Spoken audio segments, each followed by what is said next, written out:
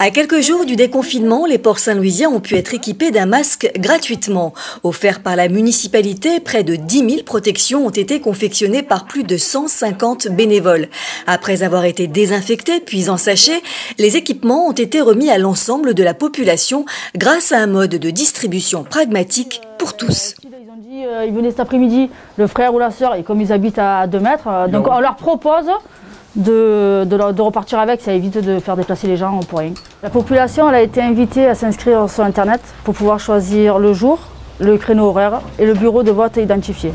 La réflexion elle a été en ce sens pour éviter à la population de se rendre dans un lieu trop éloigné de chez elle, éviter un rassemblement massif dans un même lieu.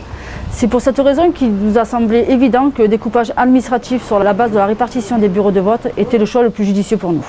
La distribution a été assurée sur 2 jours, avec un justificatif d'identité et un livret de famille pour certains. Chaque habitant a pu récupérer un ou plusieurs masques selon le nombre de personnes dans le foyer ou pour celles dans l'impossibilité de se déplacer. Pour femmes, pour hommes et même pour enfants âgés à partir de 10 ans, les ports saint-louisiens ont eu le choix entre plusieurs tailles et tous ont apprécié l'initiative. Ils sont très contents. Ils remercient aussi beaucoup le maire par rapport à ce geste-là, de donner un masque pour chaque administré, ainsi que les enfants de plus de 10 ans. Donc ça se passe très bien, on a beaucoup de sourires, on a beaucoup d'échanges. C'est très bien organisé, aucun problème. Voilà. Mais de toute façon, il nous faut des masques, en plus ils sont gratuits, ce qui est intéressant. Je pense que c'est important et ça a du sens. Pour quelle raison? Parce que c'est quand même compliqué de s'équiper. Moi, j'ai eu quelques masques parce que j'ai une tante qui a travaillé dans un laboratoire à Monaco et puis qui m'a envoyé quelques-uns parce qu'ici, c'était impossible de s'approvisionner. C'est bien pour se rassurer aussi. Voilà, pouvoir sortir, surtout avec les enfants. C'est vrai qu'on n'avait pas de protection. Donc, du coup, je trouve que c'est bien. Ces masques ont été fabriqués selon les normes AFNOR. Ils peuvent être lavés jusqu'à 5 fois, mais pour une utilisation optimale, certaines règles doivent être respectées.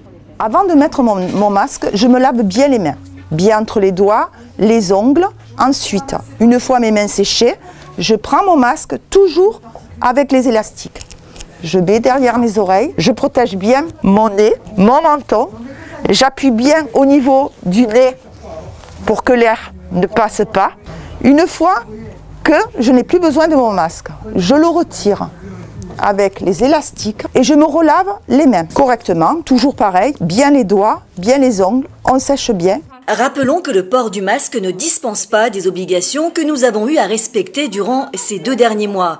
Les gestes barrières et la distanciation sociale seront toujours à appliquer lors du déconfinement pour une durée indéterminée pour l'heure. Ah ben c'est parfait.